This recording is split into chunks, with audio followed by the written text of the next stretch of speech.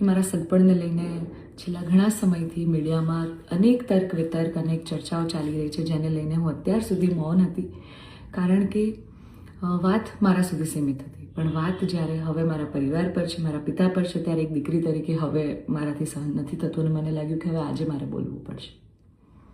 એક બ્રહ્મકન્યા હોવાનું, એક બ્રહ્મ દીકરી હોવાનું મને એટલું ગૌરવ છે કે જેને હું કદાચ શબ્દોમાં નહીં વર્ણવી શકું.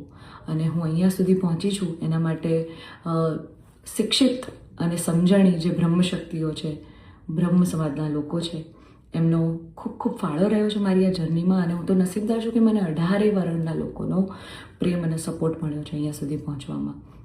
મારો પરિવાર તો છે જ, મારી ઢાલની જેમ મારા પિતા છે મને સપોર્ટ કરવામાં, પણ આપ સૌનો પણ ખૂબ ફાળો છે. પરંતુ કહેવાતા સભ્ય અને મોડર્ન સમાજમાં જ્યારે અમુક 2-4 અસામાજિક તત્વો છે જે લોકો અત્યારે પણ દીકરીઓ માટેના રૂલ્સ અને રેગ્યુલેશન નક્કી કરશે કે દીકરીઓનું લિમિટ ક્યાં સુધી હોવી જોઈએ, દીકરીઓને ફ્લાય કરવા માટે પાંખો મળી છે, એને વીંજવાની અને એને કાપવાની વાતો છે. આ બધી દીકરીઓ અત્યારે તેજસ જેવી પ્લેનો ઉડાઈ રહી છે, યુદ્ધ કરી રહી છે, રણ મેદાનમાં છે, સંસદમાં છે, વિજ્ઞાન અને ટેકનોલોજીમાં છે. હમણાં ઓપરેશન સિંદૂર જે થયું એમાં 2 દીકરીઓએ લીડ લઈને આપણને પૂરા દેશને ગૌરવ અપાવ્યું.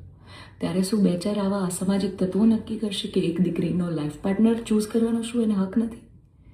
હું બહુ નસીબદાર છું કે મને એવો પરિવારને એવા પિતા મળ્યા છે જે મારી ખુશીમાં ખુશ થાય છે અને મારા નિર્ણયને જે મેં હરખે વધાવી લીધો છે. કારણ કે ઓફકોર્સ હું એક એવા પરિવારમાં જઈ રહી છું કે જે આખો ભક્તિમય પરિવાર છે.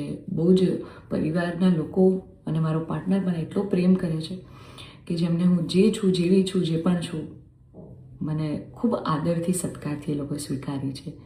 રાત દિવસ જ્યાં ગાયત્રી મંત્ર, નવકાર મંત્રના જાપ થાય છે, આવા પરિવારમાં હું જઈ રહી છું. મને ખૂબ જ ગૌરવ છે.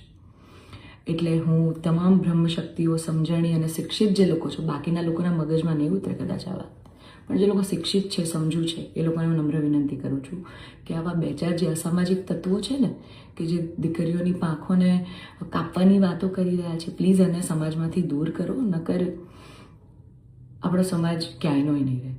તમે દીકરીઓનું સારું જ કરવા માંગતા હોય ને તો દીકરીઓના શિક્ષણ માટે વાત કરો. નાની નાની દીકરીઓ પર જે બળાત્કાર થઈ રહ્યા છે એના માટે વાત કરો. દીકરીઓની પ્રતિભાને આગળ લાવવાની વાત કરો. ચલો આ બધી પ્રતિભાને બધું તો મોડર્ન વસ્તુ થઈ ગઈ. હજી જૂના 18મી 17મી સદીના કુરિવાજો આપણા સમાજમાં ચાલ્યા આવે છે. હજી કેટલા બાળ લગ્ન થાય છે આપણને બધાને ખબર છે. સાટા પ્રથા ચાલુ છે જેની પીડિત હું પણ છું, તમને બધાને ખબર છે. દીકરીઓના પૈસા લેવામાં આવે છે. અલા દીકરીઓને તમે